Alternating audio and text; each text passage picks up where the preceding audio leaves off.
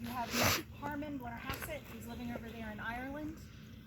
He is the third son born in the Blennerhassett family, and way back then, you know, you have to have an heir and a spare, right?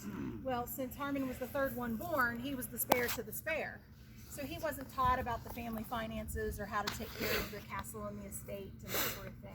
He went over to England, learned how to become a lawyer, okay, studied law, and then came back. He ended up falling in love with his niece, his sister's daughter. She also fell in love with him. Her name was Margaret. She had a different last name, Agnew, and I think that's how they pulled it over on the priest, because the priest did marry them. So he married his niece, Margaret. Harmon also was the secretary for an organization that was part of the Irish Rebellion during that time. And he was afraid that he was going to get thrown in prison, drawn and quartered, dead, you know, for treason. And so he said, you know what, Margaret, there's this brand new country across the Atlantic there that's called the United States. I think we should go over there and start over again. So he sold the castle, the estate, everything, okay? His father and two older brothers died pretty close together, and so it just kind of landed in his lap. They sold everything, came over to the United States. They started in Pittsburgh, but Pittsburgh was just a little tiny village of rednecks back then. I'm allowed to say that because I am one. So there wasn't a whole lot of art and culture and stuff like that in Pittsburgh. So they come on down the river. Guess what? Marietta, Belpre, and Gallipolis were the centers of culture and art and education. In Gallipolis, you had some French people who were refugees from the French Revolution that was happening over there at that time.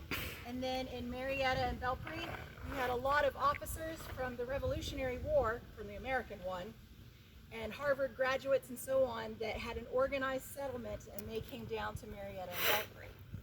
Now this was the thick of the West whenever this was all going on.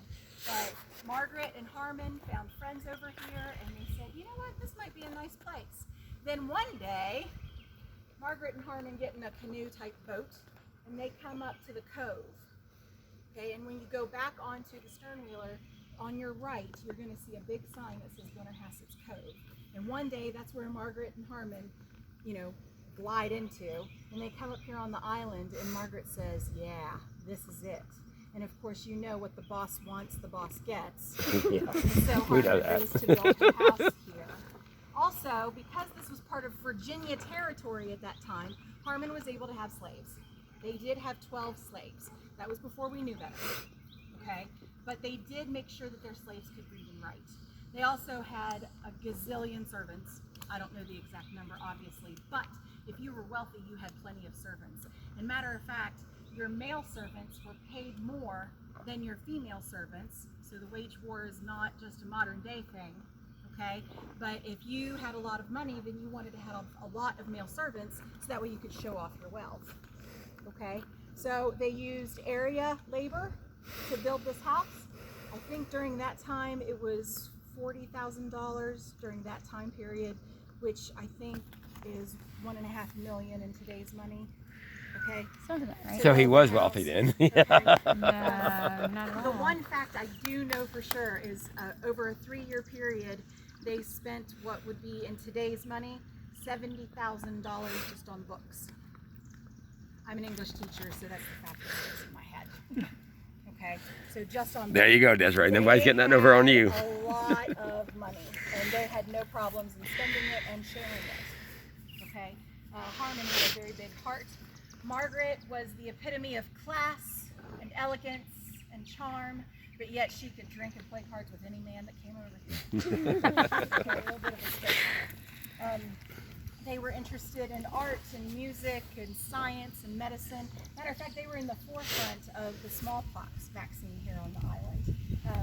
Margaret would teach people how to cook and different sewing techniques and different medicines. And they were a very big part of what this island became during then. We even had cattle that was over here, and I think it's pronounced ha-ha, but I don't have any confirmation on that, and everybody laughs at me when I call it that. But it was a sunken wall where they basically dug out a steep embankment, and then they put a retaining wall right here. So that way the cattle wouldn't come across, and there would be no ugly wall spoiling your view of the island and the river. The river, by the way, back then, sometime in the 1980s, I think, is when they put the locks and dams in to try to control flooding around here. Before that, the river was much, much narrower and much shallower. And it was a whole lot clearer. Matter of fact, there are accounts that say that you could drop a pin and still see the bottom 6 to 8 feet down because the water was so clear. So this would have been an absolutely beautiful place. Matter of fact, accounts call it an Eden, a paradise. Margaret had a 1-acre kitchen garden over there. And just to give you a little bit of a visual, an acre is comparable to a football field. Okay, so she had a kitchen garden just for that. She had, we would call them greenhouses, but they called them hot houses for orange trees, lemon trees, figs, any kind of exotic fruit or vegetable that you could think of. But there was plenty of room still for all the other regular fruits and vegetables that you might have. Her pleasure garden, which is right behind the house, it was 2.5 acres. And after the tour is over, I highly recommend going around. I think we should have a tour guide just for the garden because there's so much back there. They had hedge mazes. They had hedges shaped like the 13 original states that they put gravel paths around the borders so that way you could walk around them.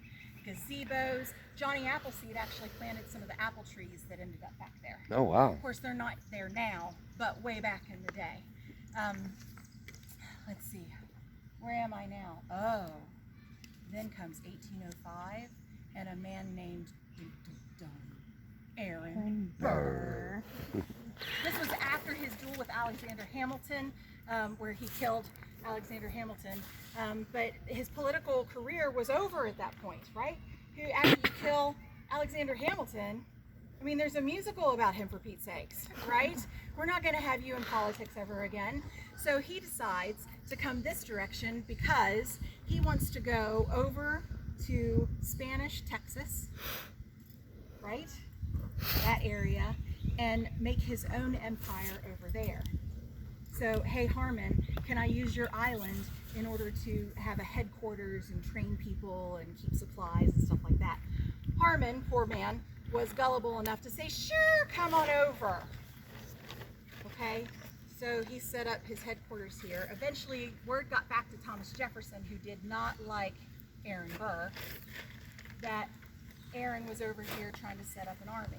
Now, word got back to him that Aaron was actually going to invade the western part of the United States, the brand new states down there, and take that for his own, make his own country out of that. So Thomas Jefferson was treason, right? We need to take care of these people. Eventually, Blennerhassett and Burr are arrested, thrown in jail.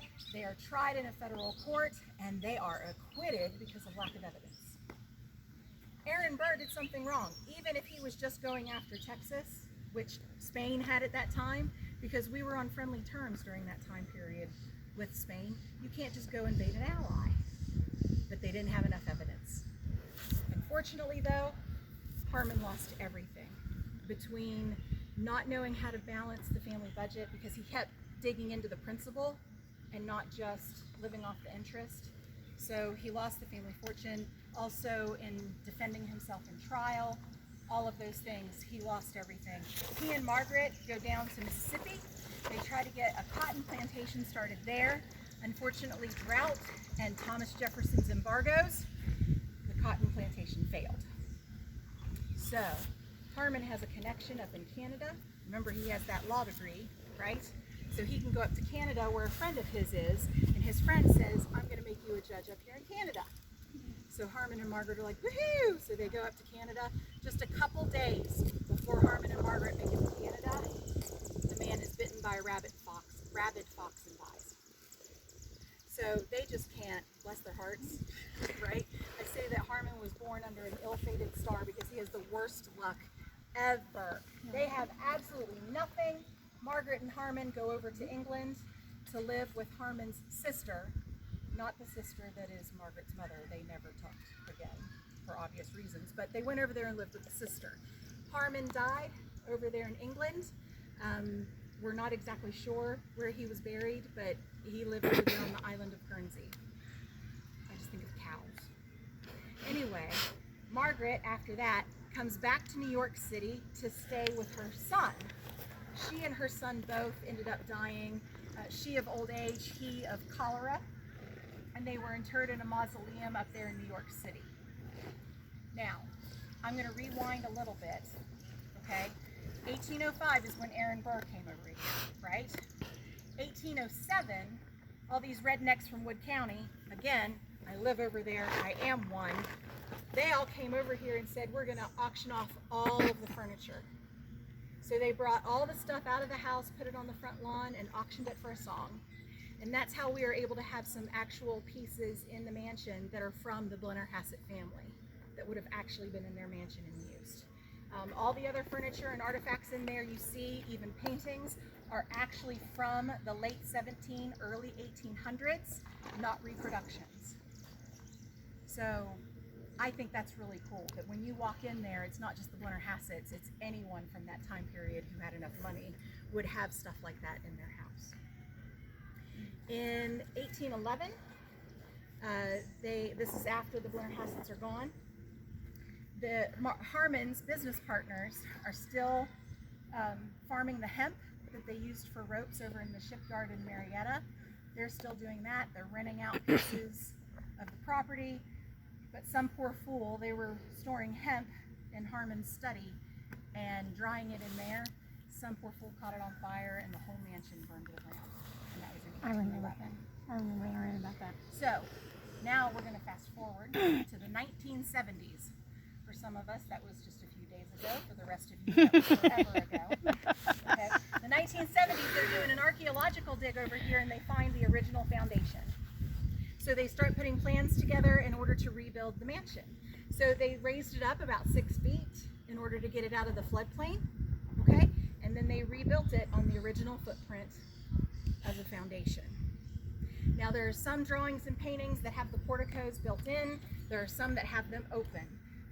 We're not exactly sure what all was kept in the 3rd story. If it was just storage, they call it a lumber room. If it was storage like an attic, or if maybe there were guest bedrooms up there, we're not exactly sure. But this is pretty darn close. And the reason they have that is because of like diaries and journals and letters and things that were written from that time period who have been in and out of the house. So it's pretty darn close. I'm going to rewind again. Sorry I keep jumping you back and forth like this, but I try to go in a progression of interest. I just want to talk about the kids because Margaret and Harmon had 5 children. First one was Dominic. He was born here on the island, but when he got older, he was being trained for medicine, but unfortunately he also became an alcoholic. He wandered off into the wilderness and was never seen or heard from again. So that was Dominic. The second one born was Margaret. They named her Margaret. She lived to the age of 2 and then died here on the island. We think that Margaret buried her in her pleasure garden, but we're not sure. But she's buried somewhere here on the island. The third child born was Harmon Jr., and that's who Margaret stayed with in New York City. Okay, he's the one that died of cholera. Then when they moved down to Mississippi, they had another daughter, and they named her Margaret. Now I know that sounds weird, okay? But back during that time period, that was something that they did. Benedict Arnold was actually the 8th or 9th boy named Benedict in the family. He's just the one that lived. Okay? It's like they named them that until it stuck. I don't know. But so Margaret, but she also died as a child. And then they had Joseph also in Mississippi. Now he ended up growing up, getting married, but had no surviving children. And so there are no direct descendants from Harmon and Margaret Blennerhassett. Oh. Now there are branches of the family, but there are no direct descendants from that couple. Then they get the house finished, even with the inside of it, in the 90s, the early 90s. I was busy graduating high school, so I have no idea. I'm drafted. Anyway, in 1992, I think it was somewhere around in there, they find Harmon Jr. and Margaret in New York City in a mausoleum. Fundraising, red tape, so on and so forth. They were actually able to bring Margaret and Harmon Jr. to the island, and they buried them behind the mansion here. So after the tour is over, right there in front of the pleasure garden. Wow. You can stop by there. So I never knew that. And I've been here. This is like, I think, my third or fourth time doing Oh, it. you should definitely go around the garden. There's so many signs back there. I would love to just do a tour of the garden by itself. That'd be awesome. So there's so much history and information. Oh, gosh, I barely scratched the surface of it, but they only give me 10 to 15 minutes at the most. They even kind of don't like it when we go 15 minutes, but it's hard, right, to go through all of that in less than 10 minutes. Yeah. So on that note, Doc, our golf cart driver, awesome. You can ride up the hill with them, Thank okay, you. with him, and then the rest of you can watch me walk backwards and try not to fall.